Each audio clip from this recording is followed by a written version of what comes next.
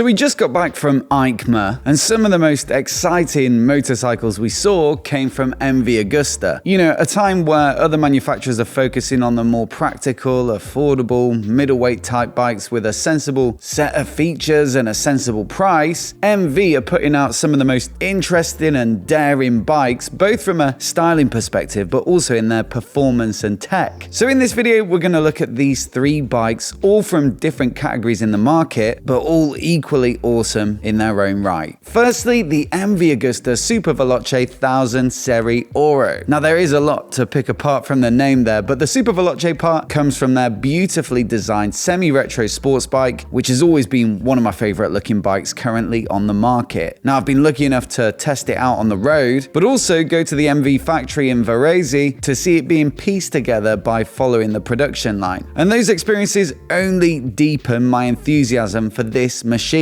Now that bike is the 800, so it's their inline triple, which makes a pretty impressive amount of power, 147 horses peak, and it does it by revving up to 13,000 RPM, which is relatively high for a triple. But this new Superveloce 1000 just blows it out of the water with 208 horsepower at the same 13,000 RPM, or 212 horsepower with the racing kit. That's because it gets their 998cc inline 4 engine, which comes from the Brutale 1000 RR. And this is also a bike that I've ridden on a couple of occasions, and let me tell you, it is absolutely awesome with so much power if you can wind it up. And I also love the way it sounds. It's got a proper aggressive bark to it.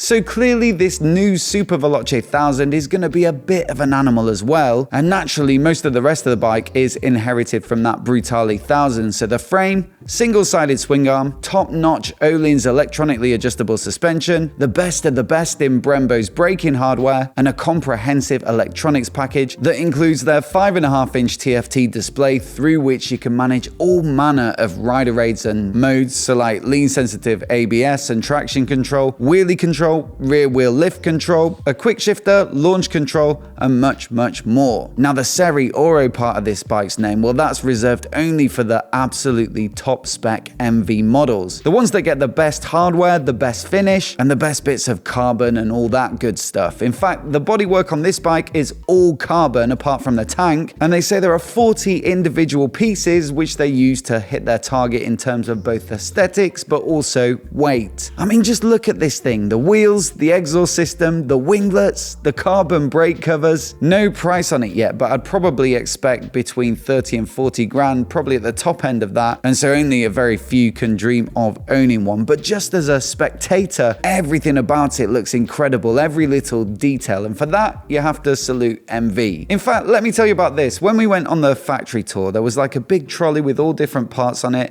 and one was just stacked up with the exhaust systems, and on the bottom of the exhaust it had an MV Agusta logo stamped into it. Brian Gillen, that's their R&D director, was giving us the tour, and I said to him, like, why do you bother putting a logo under there? Nobody's gonna see it. And he just looked at me and said, this is MV Agusta.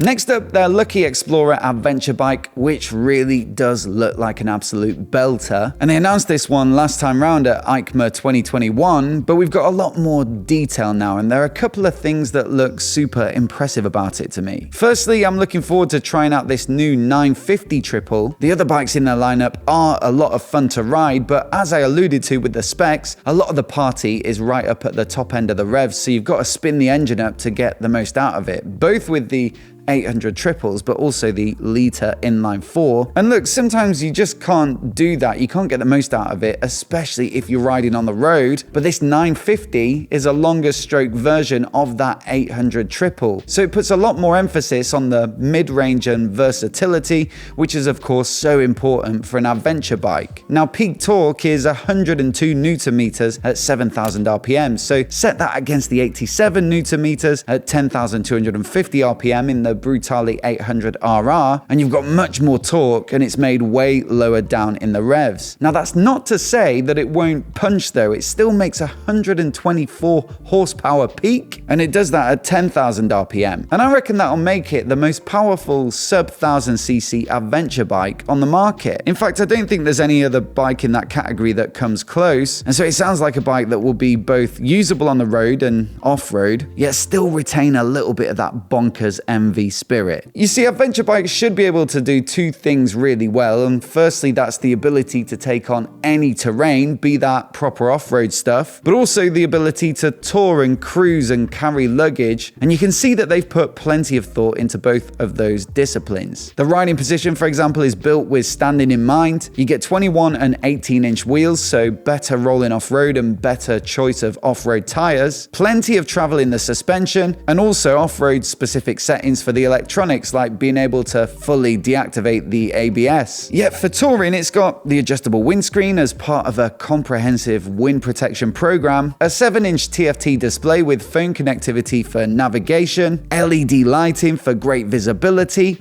a comfortable seated position, and then all that power to make easy overtakes possible even if you're fully loaded with the passenger and luggage. Plus, there's some neat little extras like the counter-rotating crank in the engine, which will help with agility, an exhaust valve which can open and close to bias the engine towards low-end torque or top-end power, and last year they mentioned an electronically actuated gearbox as an option, presumably to compete with Honda's DCT Africa Twin, although I don't see it in the press release this year, so that's TBC. But still, it looks like a formidable bike, and yet also in a really nice styling package with the retro Lucky Explorer branding. Now, of course, I'd expect this one to be top of the market in terms of pricing too, but it does look like you're probably going to get something pretty special. But look, when I say special, there's special and then there's this. It's their 921S concept, and to be honest, this might well be the bike of the show for me, so I'd love to know what you guys think of it down in the comments. I mean, granted, it's just a concept, but it's everything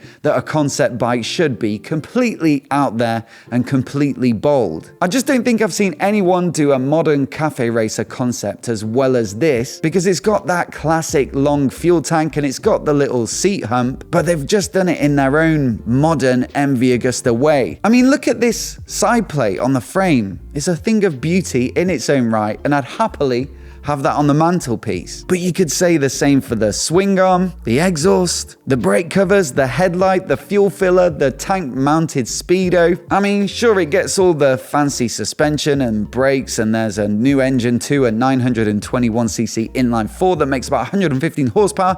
But look, I'm just not that bothered about all that stuff, because just look at it. Now, I say concept, but they reckon it will be on the market as a production bike in 2024. So if it looks anything like this, then that's a bike that I'm definitely gonna be wanting. As always, I'd love to hear your take on these bikes down in the comments though. Surely, at least from a visual perspective, MV are making the most stunning bikes on the market at the moment. And if you disagree, then please let me know who is, because for me, that Superveloce and that 921 just can't be beaten. Now, if you missed any of the rest of our EICMA coverage, you can find it in this playlist here. Check them out while they're still hot. And if you're new here and you want to see more of the latest motorcycle news like this, then hit subscribe, and I'll catch you in the next one.